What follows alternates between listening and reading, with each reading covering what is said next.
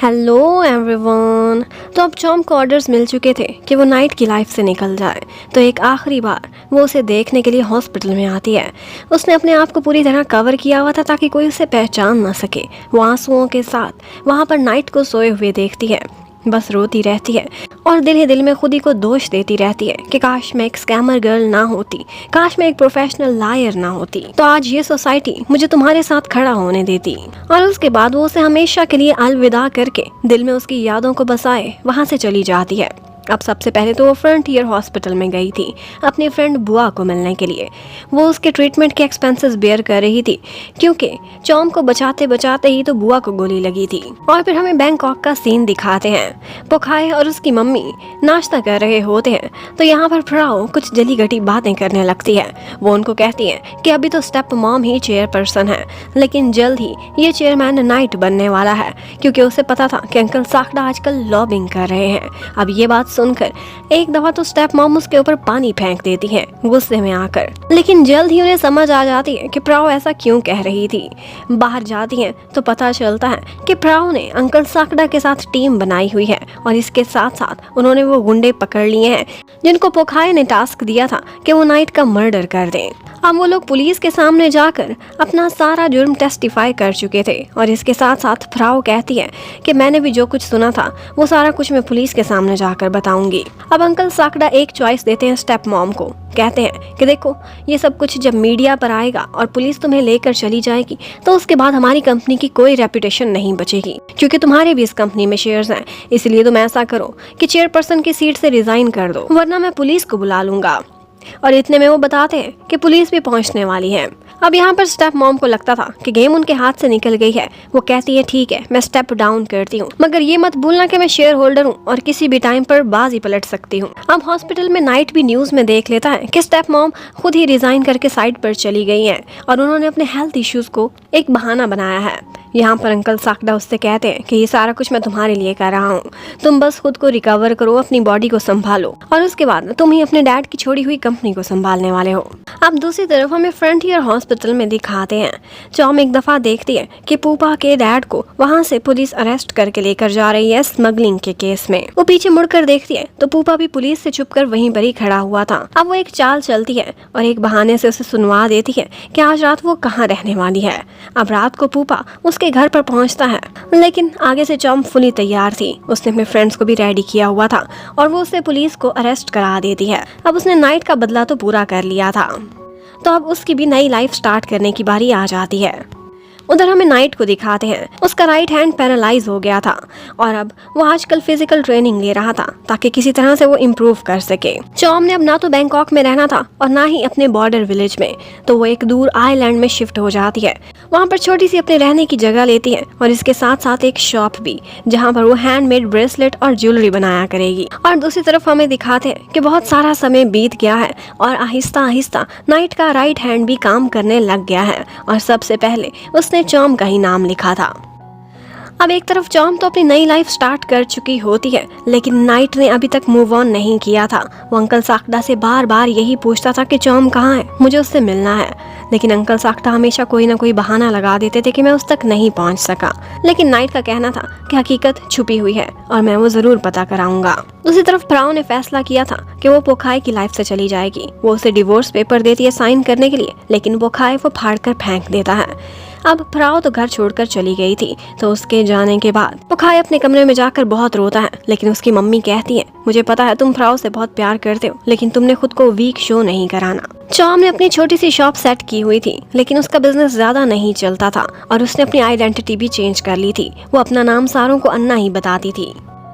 अब एक दिन वो अपने फ्रेंड डेआई से फोन पर बात कर रही होती है। इतने में डेआई मुड़कर देखता है तो कोई उसके पीछे खड़ा हुआ था और वो कोई और नहीं बल्कि नाइट था, जो कि अब बिल्कुल ठीक हो गया था और सबसे पहले वो चॉम को तलाश करने उसी के विलेज में आया हुआ होता है। लेकिन डेआई बहुत अच्छे से सिचुएशन को कंट्रोल कर लेता है और कहता है कि चॉम जब से गायब हुई है वो यहाँ पर वापस नहीं आई और ना ही उसका कोई अता पता किसी को भी मालूम है।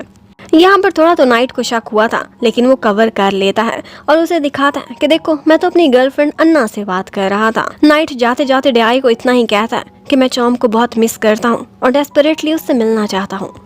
अब उसके चले जाने के बाद डीआई कॉल करता है चॉम को और उसे ये सारा कुछ बता देता है। वो भी ये सुनकर बहुत दुखी हो गई थी और वो घर जाती है और उन्हीं हैंडकफ्स को देखने लगती है जिसे उसने संभाल कर रखा हुआ था। ये उसके और नाइट के प्यार की निशानी थी, लेकिन अब सोसाइटी के हैंडकफ्स थे जिन्होंने उन दोनों को अलग कर दिया था। और फिर हमें पोखाई को दिखाते हैं। वो एक दफा किसी तरह से फराह को मनाकर अपने पास ले आता है और उसे रियलाइज कराता है कि मैं तुम्हारे बगैर नहीं रह सकता, और उन दोनों का एक दफा तो पैचअप हो जाता है। नाइट आजकल फिर से ज्वेलरी डिजाइनिंग पर काम कर रहा था और उसका सबसे पहला डिजाइन उसको इंस्पिरेशन मिली थी कहीं और से नहीं बल्कि चॉम से, और वो पजल पीसेस पर था जिस पर उसने मिस यू लिखा था। ये डिज़ाइन उसने बहुत प्यार से बनाया था अपने और चॉम को माइंड में लेकर। अब ये डिज़ाइन अप्रूवल के लिए वो बोर्ड की मीटिंग में सबके सामने रखता है। बहुत सारे लोगों को वो डिज़ाइन पसंद आया था, सबने अप्रिशिएट किया था, लेकिन स्टेप मॉम उसे रिजेक्ट कर देती हैं। और साथ ही साथ पुकाए भी कहता है कि साफ पता चल रहा है कि ये तुम्हारी और उस झूठी लड़की के प्यार की निशानी है। एक स्कैमर गर्ल ने हमारे चेयरमैन पर जादू चलाया हुआ है। नाइट अपने खिलाफ कुछ भी सुन सकता था, लेकिन चॉम के खिलाफ नहीं। वो यहाँ पर पुखाई से लड़ने लगता है। पुखाई जानबूझकर उसे ज्यादा गुस्सा दिलाता है और नाइट बार बार उस पर हाथ उठाता है। वो एक्चुअली बोर्ड के मेंबर्स को दिखाना चाहता था कि नाइट किसी तरह से भी इस काबिल नहीं कि वो कंपनी का चेयरमैन बन सके। उसमें थोड़ी सी भी बर्दाश्त नहीं है। एक्चुअली ये माँ और बेटे की प्लानिंग थी ताकि वो बोर्ड के मेंबर्स के सामने उसका इमेज खराब कर सके और अपनी पोजीशन वापस ले ले। नाइट तो अंकल साकडा को कह देता है कि मुझे इस पोजीशन से कोई भी इंटरेस्ट नहीं, आप चाहे मेरी जगह चेयरमैन बन जाए, लेकिन अंकल का कहना था कि ये पोजीशन तुम्हारे डैड की थी और अब तुम्हारी ही होनी चाहिए। और फिर स्टोरी में एंट्री होती है एक नए कैरेक्टर की। एक लड़का होता है जिसका नाम आक है। आक एक बहुत बड़ी सेलिब्रिटी है और वो आजकल एक आइलैंड पर पहुंचा हुआ है वेकेशन गुजारने के लिए। और इत्तेफाक की बात है कि चॉम ने भी उसी आइलैंड पर अपनी एक छोटी सी ज्वेलरी शॉप बनाई हुई होती है। आप शॉपिंग करते करते उसी की ज्वेलरी शॉप पर आक आ जाता है। उसे उसका हैंडवर्क बहुत पसंद आया था, तो वो उसे 7 ब्रेसलेट्स खरीद लेता है क्योंकि उसने अपने फैंस में डिस्ट्रीब्यूट करने थे। वो उनके साथ डाइविंग करके आज एक गेम खेलने वाला था।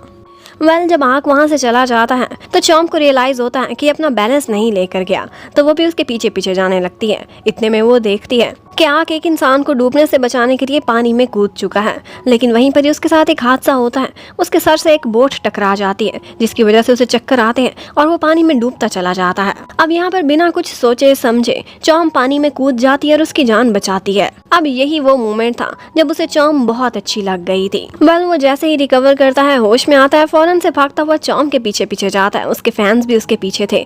वो उससे कहता है कि मैं तुम्हारा थैंक्स करना चाहता हूँ। चॉम कहती है अगर मेरा थैंक्स करना चाहते हो तो अपने फैंस से कहो कि ये सारी वीडियो डिलीट कर दें और कुछ भी अपलोड ना करें। वो उससे पूछता है कि तुम ऐसा क्यों कह रही हो, तो चॉम कहती है कि एक्चुअली मैं प्राइवेसी में जिंदगी गुजारना चाहती हूँ, पब्लिक नहीं होना चाहती। आज आँख की मैनेजर ने भी एक बात नोटिस की थी और वो यही थी कि आँख के दिल को किसी लड़की ने छू लिया है बहुत लंबे अरसे बाद, और वो कोई और नहीं बल्कि चॉम ही है। अब एक दफा नाइट को एक जगह पर एक लड़की नजर आती है। वो उसे देखता है तो उसे बिल्कुल चॉम जैसी लग रही थी। वो दीवानों की तरह उसके पीछे भागता है, लेकिन वो चॉम नहीं बल्कि कोई और ही थी। जबकि चॉम के पास उस टाइम पर वही सुपरस्टार आक आया हुआ था। वो उससे कहता है कि मुझे तुम्हारे डिजाइन्स बहुत पसंद हैं, लेकिन एक्चुअली ये तो सिर्फ एक बहाना था। वो एक्चुअली उसके साथ समय बिताना चाहता था, उसे और जानना चाहता था। वो उससे कहता है कि तुम्हारा बिजनेस बढ़ाने के लिए मैं तुम्हारी एक वीडियो अपलोड करता हूँ, लेकिन चॉम को कोई भी पब्लिसिटी नहीं चाहिए थी। वो कैमरे से बचना चाहती थी, तो अब वो उसे एक और सॉल्यूशन देता है और कहता है कि ठीक है, फिर मैं एक मिडल मैन बन जाता हूँ, तुम्हारा बिजनेस बढ़े, क्या तुम ये नहीं चाहती? तुम सिर्फ मुझे अपने डिजाइन दिखा तो मैं अपलोड करूंगा और उसके बाद जो भी ऑर्डर्स आएंगे वो तुम्हारे होंगे। अब आँख की वजह से चॉम का काम काफी अच्छा चल रहा था और उसे कहीं ना कहीं रियलाइज होने लगता है कि आखिर उसे भी तो अधिकार है एक बेटर जिंदगी जीने का। आँख के सोशल मीडिया पर नए डिजाइन्स बहुत ट्रेंडी जा रहे थे। वो चीप ज्वेलरी थी जो बहुत सारे लोग अफोर्ड कर सकते थे। अब फ्राओ भी ये वीडियो देखती है और उसे ये देखकर कुछ आइडिया आता है।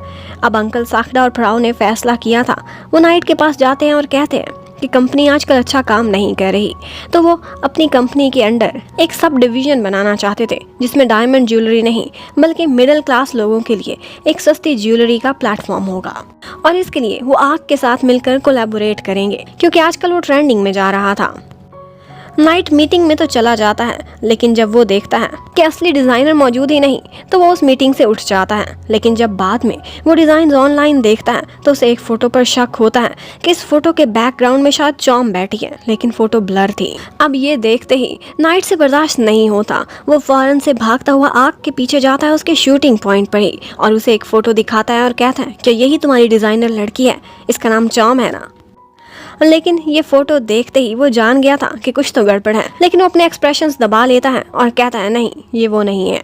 लेकिन अब वो सोशल मीडिया पर चेक करता है तो पुरानी न्यूज में उसे सारी हकीकत पता चल जाती है, जो भी नाइट की थी और साथ साथ चॉम की भी। लेकिन नाइट भी आग की बातों से बिल्कुल भी सेटिस्फाई नहीं था। वो सोशल मीडिया पर बार बार सर्च करता रहता है और उसे एक डिजाइन ऐसा नजर आता है जो बिल्कुल उसके बनाए हुए ब्रेसलेट के जैसा था।